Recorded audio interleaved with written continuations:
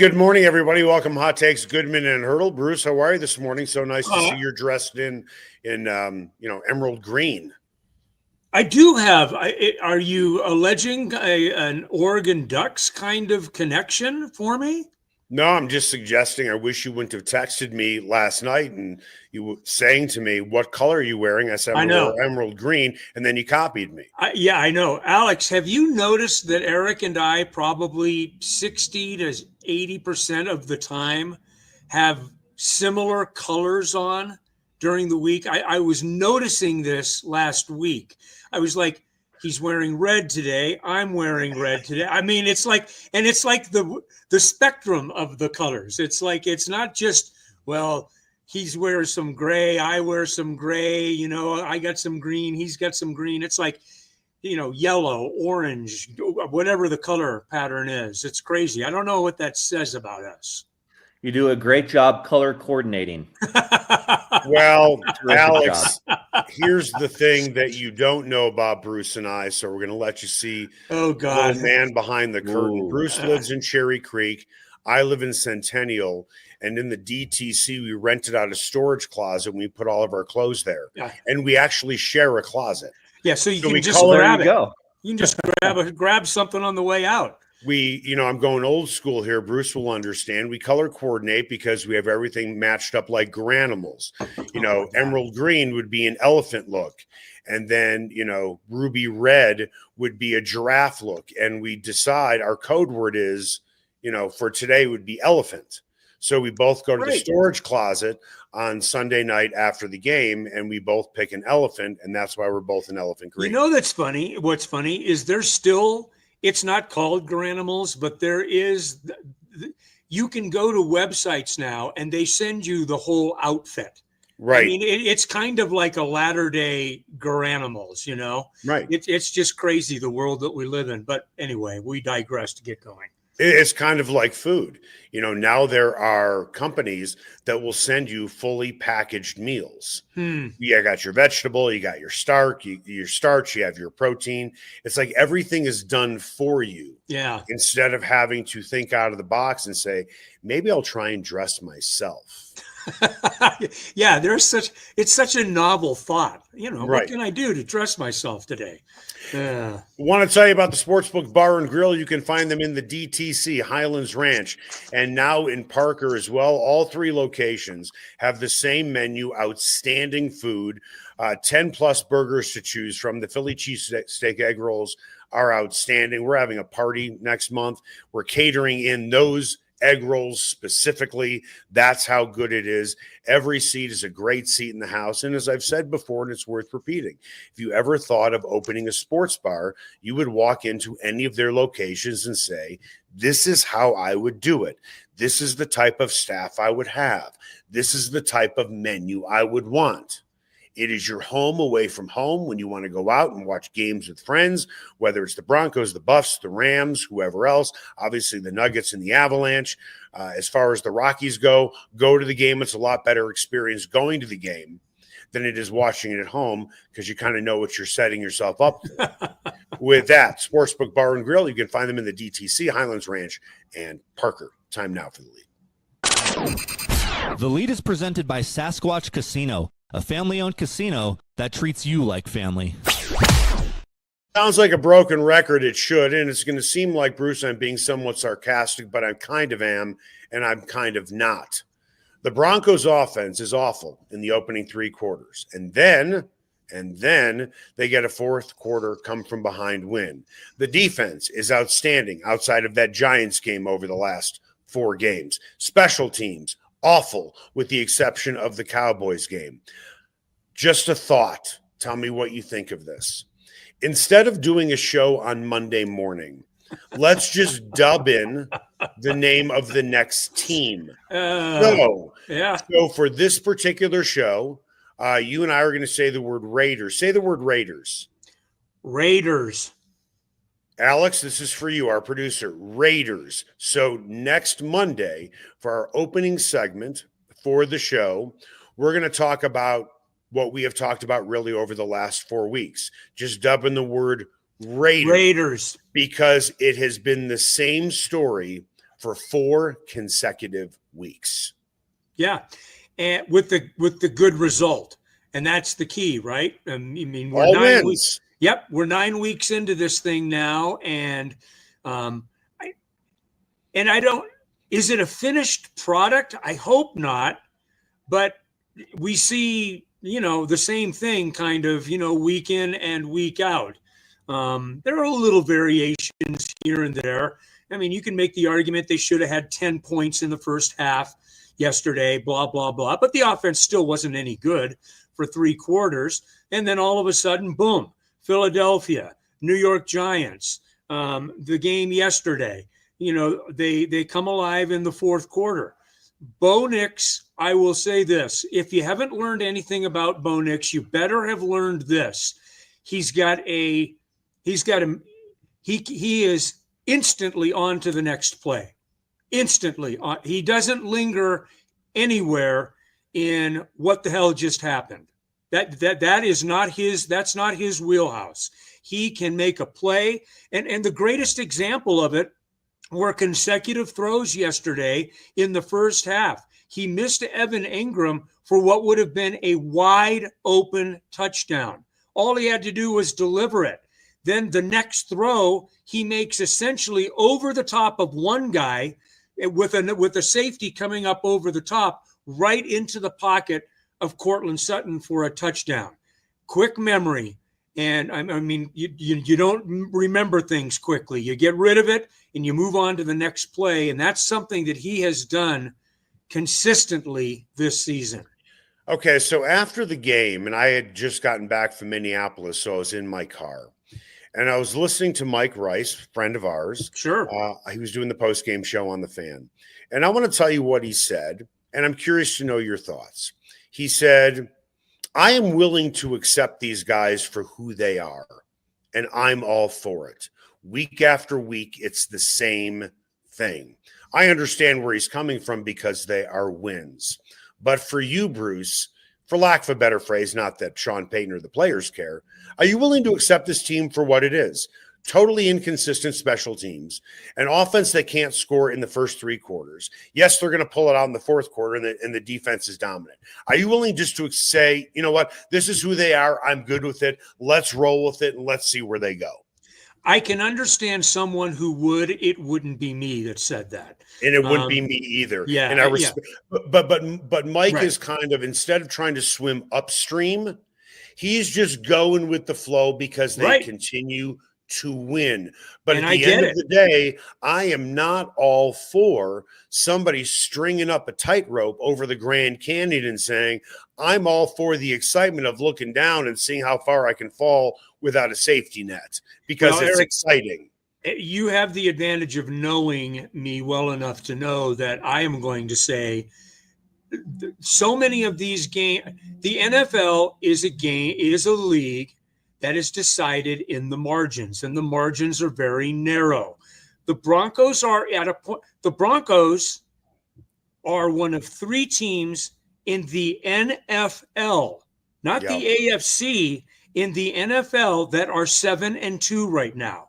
They are tied with Indianapolis and New England for the best record in the league. So now you look at them differently. I mean, here's one thing that's for sure. You look at them differently than you did 3 weeks ago because you are now 9 weeks into this formula Right. for this football team. But they are going to get dinged somewhere along the line in a place where they can't afford to get dinged if they continue to do these things. And Sean Payton knows it. Sean Payton knows it. He was great yesterday. I thought he was really good in post game, but he said a few things that are very telling about where this football team needs to go and the things that, using his terms, they need to clean up. And in terms of the special teams, he was even so bold as to say, we got to get these things cleaned up. And if we can't get them cleaned up with who we've got, we'll find someone who can clean it up. I mean, you're talking about one of his boys in Darren Rizzi right there. So, Right. Yeah, no, you can't continue. I don't think you can win a championship unless things are tightened up. They have winning formulas that are nice, but you can't afford a 42-yard kickoff return to basically put them in field goal range almost from the start. You can't give up blocked field goals. You can't drop punts, inside the 15-yard line in the last 30 seconds of a half and give a team 3 points. Those are things that will bite you somewhere along the way. Unlike hockey, baseball, and basketball, I am more than fine. I am 100% fine with what is going on with the Broncos right now. Sure. Hold on. Sure. If this was hockey, basketball, and baseball, a 7-game series in the playoffs, it's a 1-game. Yeah, right. Win. Good call. And you're in, or, you lose and you walk the tightrope and you slip and you're finished. Okay. Yeah. They've proven they can win close games now. They can win 1-score games. I'm sorry. Do the law of averages suggest this is sustainable through the playoffs? No, because they are not going to face a team like Houston in the playoffs, because I don't know if they're going to be a playoff team, right, with a great defense but an awful offense. You don't face those teams in the playoffs.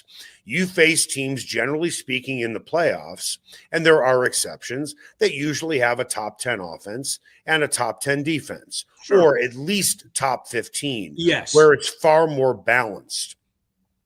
And that's not the way it's going to be, whether it's against the Bills, the Chiefs, if the Ravens make the playoffs. We saw what the Steelers did to the Colts. All you need is to get off to a slow start again. I mean, does anybody realistically think that the Broncos are going to score 33 points in the fourth quarter against anybody in the playoffs if they fall behind that much? Pretty unlikely. It's incredibly unlikely. Now let's dive into this. Sean Payton has taken a lot of heat for most of the season for his personnel packages, grinding the play clock, guys coming in and out. And he was better about that, certainly in the Dallas game. From your vantage point, was he better about that? Real quick, give me a quick answer because I want to move along. Yes. Was he better about that? Yeah. I would agree. Okay. He abandoned the run after the opening offensive series, which they got 26 yards on the ground in the first quarter. 6 yards to carry. Yeah. And right. then J.K. Dobbins didn't touch the ball as a running back in the second quarter as all. Then let's throw in some poorly designed screens in which there were not enough blockers. I had the privilege of watching the game after it was over, after the post-game show. I knew exactly what happened, so I knew exactly what to look for. You had Franklin and Bryant out on the left side of Bo Nix, and it was a screen pass to Franklin. And Bryant was expected to block 2 guys. Does that make any sense to you? No. Okay. No. Poorly designed. Then there was another screenplay in which there were 0 blockers. 0. Tough to run a screen. The whole word screen means that you have actually a screen of protection in front of you. Okay, so with that, is the poor performance in the opening 3 quarters mostly on Payton again? Well, there were certainly levels of execution. I don't think the play calling was his absolute best. No, absolutely. I mean, when you're being stymied pretty consistently, and I would agree with you. I did shudder a little bit when it was becoming apparent that they were getting away from the run, and I didn't count hats in the box at the line of scrimmage. So maybe after that first series, they added a piece. Those are things that I should have been looking for, but I don't. But I have to admit that I don't know. Maybe they changed their scheme to take that away. Whatever the case may be, it was obviously an area that they did well in early, and they did well in late. They were able to run the ball a little bit. In fact, their ability for late in the game, particularly when they had to run the ball and get themselves in field goal position. It was the difference in the game in terms of the score anyway. So, yeah, I think it's a combination thereof. There's always going to be levels of execution that have to improve and you have to be better, but you've got to have you've got to be able to call the right plays for the right defense. And that's the challenge every week in the NFL, across the NFL. Let me go through some plays that Sean Payton designed, great plays, and I'm going to defend him here. No, he's phenomenal. Yeah. First quarter, I believe, Nix threw another line drive down the sidelines to Franklin, who had a step. Yep. Or two. It was incomplete. It likely would have been a touchdown, or it would have been a huge gain because of Franklin's speed. Nix threw an interception, did not see the safety Bullock, who picked off the pass. It's as if he had a blinder on his right eye and did not see the safety coming over. That is on Nix. To your point, he missed Ingram, who was wide open. I understand he had a touchdown pass to Sutton after that, but he still missed Ingram. Yeah. And they were fortunate to get that touchdown. Sutton drops a long pass downfield. Execution, well-designed play. 3rd and 6, another play. Nix to Sutton, wide open, incomplete. We can sit and point the finger all day at Sean Payton, and in some cases, rightfully so, but Bo Nix needs to do a better job of hitting wide open wide receivers, or at least a guy who has a step or two. The funny thing is he's missing Ingram wide open, yet he feathered an absolutely spectacular 2-point conversion to Franklin. Yeah. Which, how in the world they completed that pass, I have no idea. To say there was no margin for error is insulting to all things that have no margin for error. Yeah, absolutely. They're trying to, it's fairly apparent to me now that they're trying to really groom him in the pocket. And they did do a lot of they love their naked boots and they love their rollouts. And I get it, because Bo Nix is a really generally really good quarterback on the move. He throws well to his left or his right.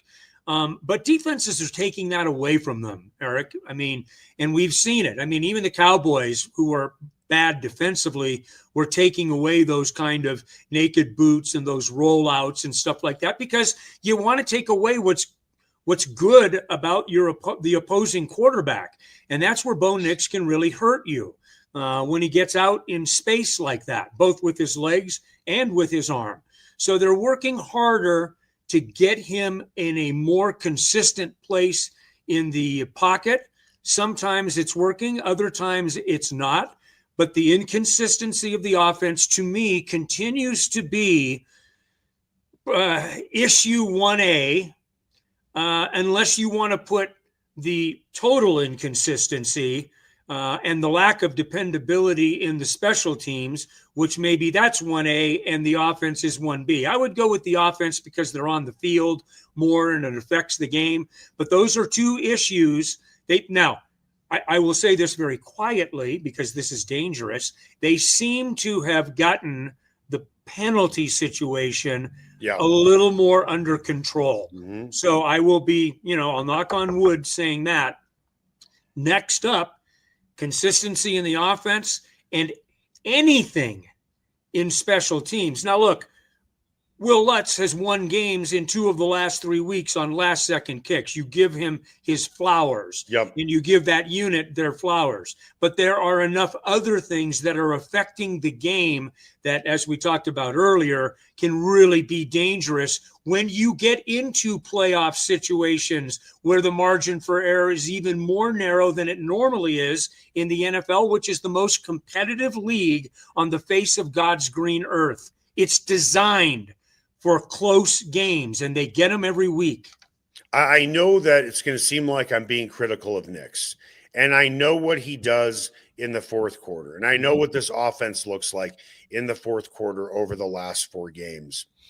But if Bo Nix is going to be a top 5 quarterback in the next 2 years, he cannot miss 3 guys on long passes, and Sutton was wide open on one. I mean, Ingram was wide open on Ingram, one. yeah. You can't miss. When you talk about great quarterbacks, pick any. I mean, even Aaron Rodgers, who's playing at the age of 41, doesn't miss these passes. Right. He has to hit these. Yeah. And I remember Sean Payton saying weeks and weeks ago, that's like 50th on my list of Bo Nix missing these long passes. It needs to be higher up on the charts. Nix can do it in the fourth quarter. And honestly, what do I want my quarterback to be best at? Converting third downs in the air and playing great in the fourth quarter. Those are my priorities. I would rather have a guy be great in the fourth quarter than great in the first three quarters, although you have more opportunity to score in the first three quarters. But we've seen with Bo Nix, he keeps leading them back. Yeah. But they are in these positions because he keeps missing long passes. And they were throwing deep all day on the Texans. So if he threw, I don't know, 8 deep passes and he missed and he should have hit on 3 of them, we're not talking about a fourth quarter comeback. Yeah. It's not necessary to have a fourth quarter comeback because we're talking potentially a couple of touchdowns. Nix is putting himself in a position to have to win it in the fourth quarter. And then you have wide receivers, pass catchers, dropping passes. Yeah. Sutton dropped one. I mean, it's Cortland Sutton here. He's your number one guy. You can't do that. Well, he did it also in the game against the Cowboys. I mean, He basically dropped a pass in the end zone, right? Yeah. So it's not like we're not seeing it. It's double indemnity, right? You've got to have a quarterback that can put the ball in your hands, but you've got to have a receiver that can catch the ball when it's in their hands. The irony is that he is putting the ball on target in those situations, and he's not being helped by it. But you're right. No, I mean, when you have guys running free in this league, I mean, Eric, how often does that even happen? Even against bad teams, it doesn't happen very often. You still have to be able to hit guys when they're open. And it doesn't always have to be deep down the field. There's plenty of times in intermediate routes that you've got to hit open guys too. And there were 2 or 3 throws like that yesterday. Look, there's a saying, and quarterbacks use it all the time. We want to take what the defense gives you. When the defense gives you an open target, you got to hit the target, period. Yeah. This is the NFL. This isn't training wheels in college football. You're playing in the National Football League. And and so that remains a challenge moving forward. And I think that to Sean Payton's credit, and I really mean this, Sean sweats the details so much that I can't imagine that kind of stuff isn't keeping him up at night because he knows it. He knows damn good and well it can cost him a game. Coming up after the break, I think it was fair to say against the Cowboys, the Broncos ran up the score on a really bad defense. So was the offense great, or did they play a defense that was complete shite? Now let's talk about this game. Did the Broncos defense dominate a bad offense without CJ Stroud for the majority of the game, or are they just that good? That's next. Here's another great promotion from Sasquatch and Wildcard Casinos in Blackhawk. On December 13th, it's their annual holiday auction for a pair of Super Bowl tickets, tools, jewelry, electronics, toys, and kitchen appliances. Earn auction currency with every locked-up jackpot, players' points, or a daily cash drawing. There's so many ways to earn currency, and the more you play, the more you'll be able to bid and win what you want at their auction. So get up to Sasquatch and Wildcard Casinos and start stacking your auction currency today.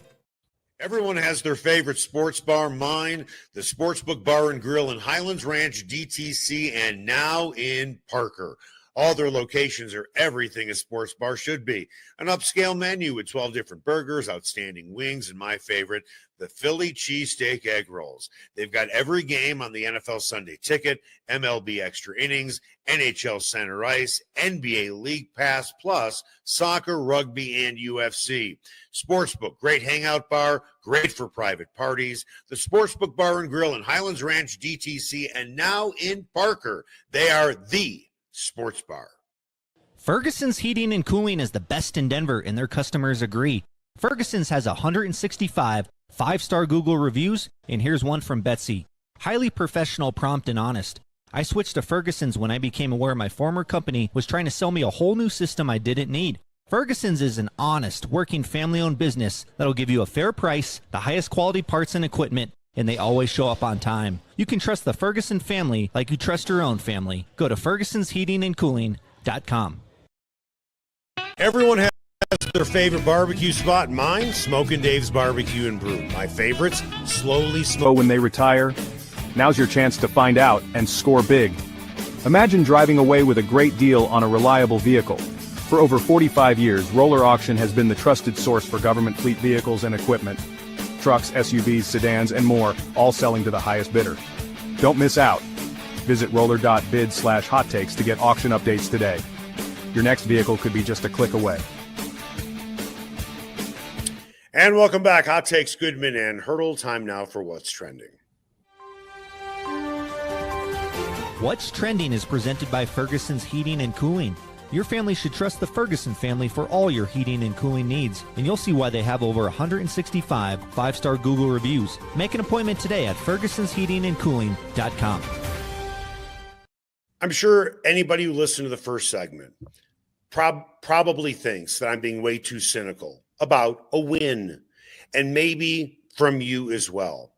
45 years ago, really over the course of about 8 seasons, what the Broncos did yesterday and what they've done over 3 of the last 4 weeks, fourth quarter wins, that would have been so exciting for Broncos fans. Okay. It would have been nirvana. We're winning games. I don't give a shit how we win. But the difference between today and those years in the past are the expectations are different. Mm-hmm.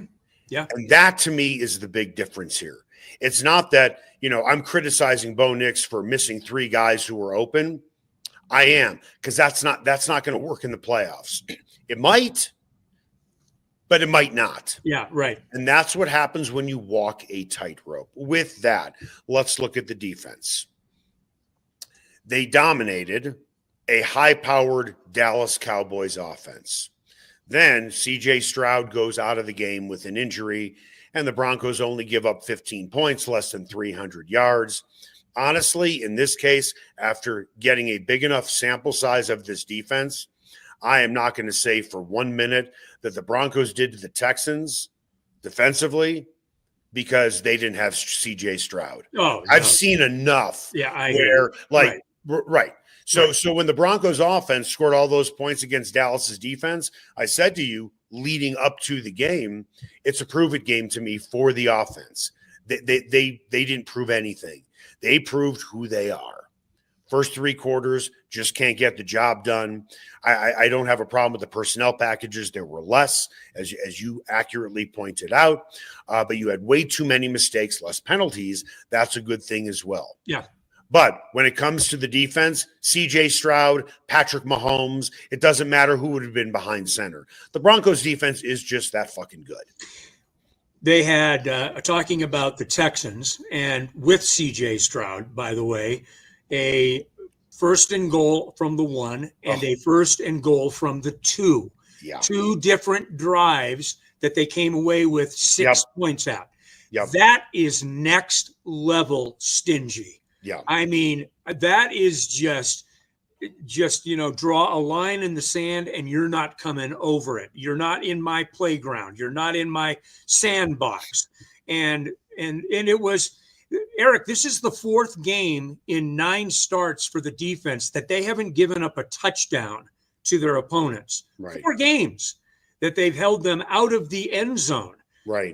5 field goals yesterday. Frankly, 15 points for Houston, to me, was a line where I would have expected the Broncos to have won the game. We joked last week about me silly in a silly fashion, so going 24-20. Well, it was about that spread. It just wasn't as many points. But the Broncos were able to do it because that defense keeps them in games, allows them enough leeway offensively to still be in a position to win the game late, which is exactly what the Broncos have become very adept at. Hey, give us a sliver of hope late and we'll deliver. And you know what? The offense has generally done that. Now, we can talk about the first 3 quarters all season long, and I hope it's not all season long, but you get my point. They have been able to deliver. But how many teams have the luxury of this kind of defense to basically string an offense along and give them a chance to win a game late? Not many. It's remarkable. Is it fair to say the Broncos have one of the best return guys in the NFL in Marvin Mims? Yes. Is it fair to say they have one of the best kickers in the league in Will Lutz? Yeah. In Will Lutz. Yeah. Is it fair to say that Jeremy Crawshaw has been considerably better than he was in the preseason as a rookie? Well, he was damn good yesterday. I mean, he was booming balls yesterday. Yes, absolutely. Yeah. So when you look at special teams in general, how good your punter, how good your kicker, how good your return guy. Well said. They check all those boxes, yet their special teams is far from special. Yeah. And one reason why I think that their special teams coordinator got fired last year is because of the Chiefs game. Fair to say? Yeah. One of the biggest. Oh, yes. Why. Absolutely. And Sean Payton could not get Darren Rizzi in here fast enough. Yeah. Well, now that Darren Rizzi is here, this is what Sean Payton said after the game. A little bit sloppy in the kicking game. Got to get that cleaned up. Or we'll find someone else who can do it. Well, they've tried. They brought in Trent Sherfield, special teams ace. They signed JT Gray, special teams ace. Is it the players or is it the coaching? Well, I think it's the plan at this point. I mean, how it has to be. I mean, you've pointed out very accurately, you've got pieces. You've got pieces that any team would blush to have, right? I mean, you'd love to have a kicker that's only missed 1 kick all season. You'd love to have a 2-time All-Pro as a returner. I mean, what are you missing? Well, you're missing a good plan and good execution with that plan. There is not a game that goes by that special teams doesn't do something that raises an eyebrow or does a double take. And we started the show talking about it. Maybe we'll end the show talking about it.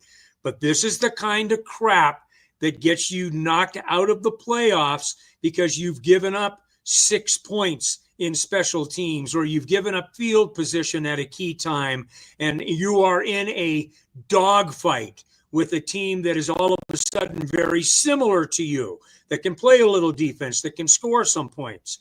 I mean, those are sweating the details, and that's what drives. Hey, think about Sean, his level of frustration with it, that he would take a public shot across the bow of one of his boys. And make no mistake, Darren Rizzi is one of his guys. They've been together forever, and there is great admiration, respect, and trust between those two guys. No question about it. But he was willing to take a shot across that bow yesterday, in public. What does that say about where Sean is right now in terms of his frustration with special teams?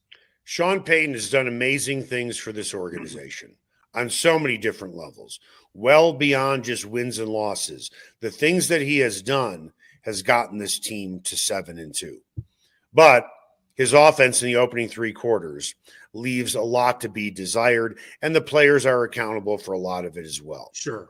Then you look at Rizzi, his hand-picked guy. That hasn't really worked out very well either.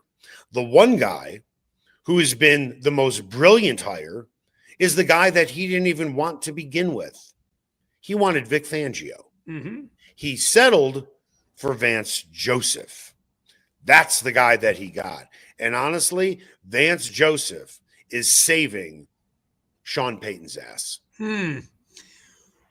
Well, yeah, They're doing it. I mean, it's all for Hand one pick and groceries, one for all. Bruce. Yeah. Sean Payton is picking the groceries on offense and defense. Sean has his quarterback. He has his offensive line. He has his young wide receivers. He got himself some Evan Ingram. He brought in J.K. Dobbins. He picked those guys. Mm-hmm. Quarters 1 through 3, it seems like they can't get out of their own way. Yeah. Sean Payton also picked the groceries for Vance Joseph. Vance Joseph is a Michelin star chef. Yeah. And right now, it looks like Sean Payton, in terms of coaching only that offense, and then who he picked at special teams, he's a short order cook at Denny's who's cooking with one hand tied behind his back. I mean, you win and lose together. Collectively, this is a winning unit. They are 17-9 in the regular season over the last 2 years. They are 17-7 in their last 24 regular season games. So the evidence is there. Let me ask you something. Let me ask you something. Let's say they don't have these fourth quarter comebacks. 33 points in the fourth quarter, right? And maybe the Texans punch it in at least one time when they were first and goal from the 2. And the Eagles don't fall apart. Take, just for fun, take away 3 of those wins. Okay, and I'm getting to a point here. So instead of 7-2, now you are 4-5. Looking at a divided locker room? No, I don't think so. At 4-5, hold on a second. I mean, come on. I mean, Hold on a second. The margin between 7-2 and 4-5 in this league. I mean, look at the Chiefs right now. The Chiefs are 5-4. I mean, and the Chiefs are the world champs, and they have a history of winning, and they know that when they get to the playoffs, they can win games. They should have confidence, no matter where they are in the standings, that all they have to do is get to the dance, and they can still win the dance competition. The Broncos don't have that empirical proof that they can do that with any consistency. It's hard. What I'm saying is, it's hard for me to get into hypotheticals because that's a hypothetical, and I mean, your opinion may be, of course, there's division.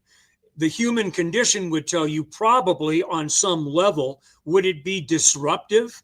Would it be cracking the culture of this program? I don't think so, because I think the culture is fairly strongly ingrained in the kind of all for one for all mentality.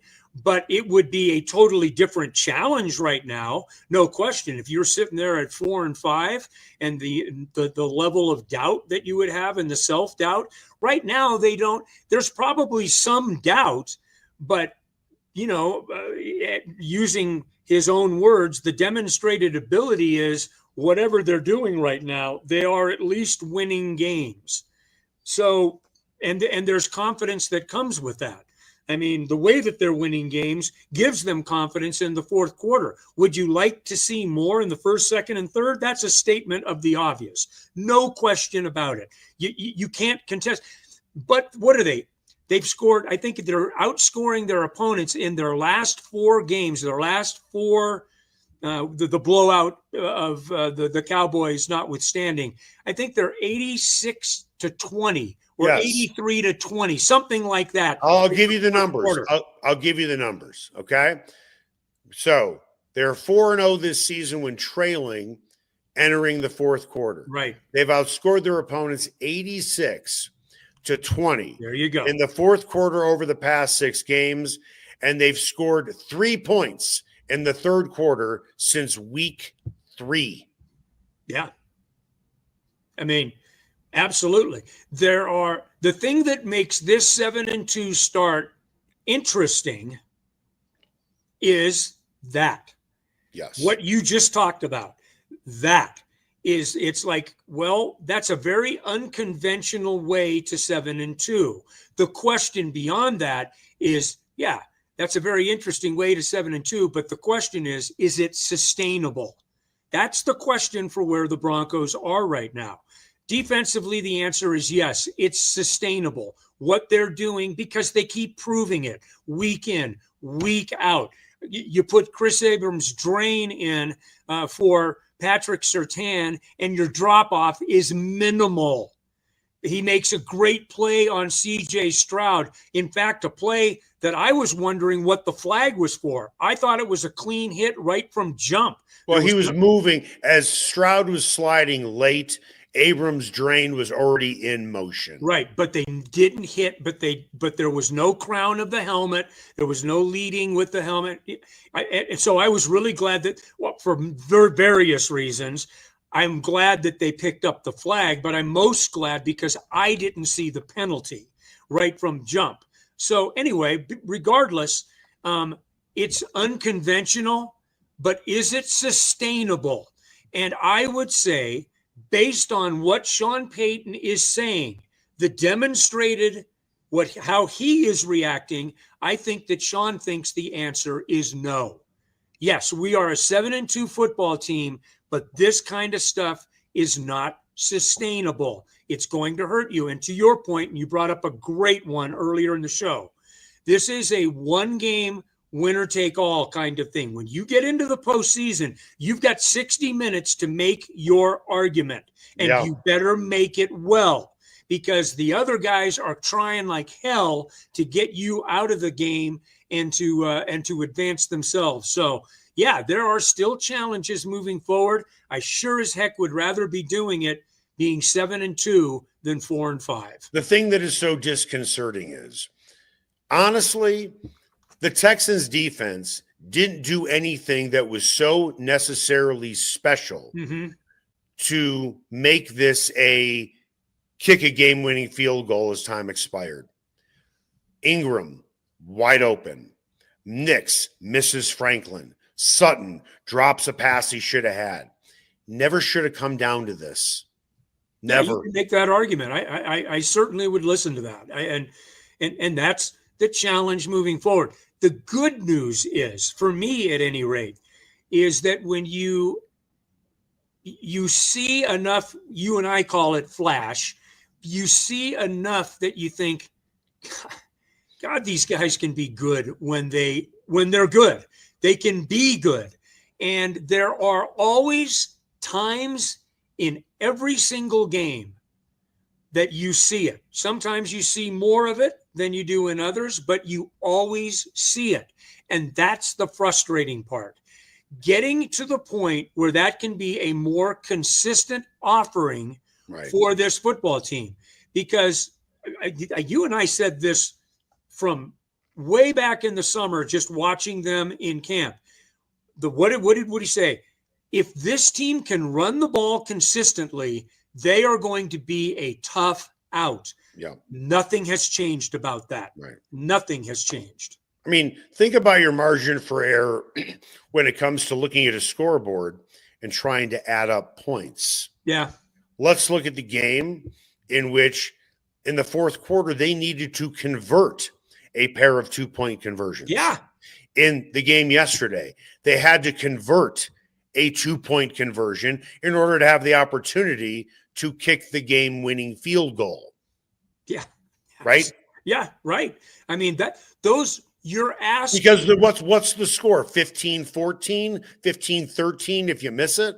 And Eric, something like that? The irony is that they would have won the game, I suppose. But now they become reliant on having to convert 2-point conversions. And the irony is that's when the pressure is the most on an offense, is when you have to get those 2-point conversions just to mathematically put yourself in a position to win the game. Yeah. And yet they're able to function in those high pressure moments. It's odd. And yet you see 3 and outs, and they can't get things going. And, they get away from the run and they're throwing passes 6 out of the next 7 times. And it's odd. But they, for whatever reasons, have enough confidence now. Well, the reason is because they're winning games. I mean, that's why they have confidence. They have proven games. They can win one-score games. They have proven they can come back on anybody. Yep, that's good. Now let's take that and put it in a box and lock it up and don't put yourself in that position anymore. Yes. Because we know that you have that bullet in your gun when the playoffs roll around, that you can be a fourth quarter team and you can execute when you need to, but just stop doing it. Yeah, here is the deal, and I will say this in my as my closing remark. You and I are talking about the Broncos now as a playoff contending, Super Bowl contending team.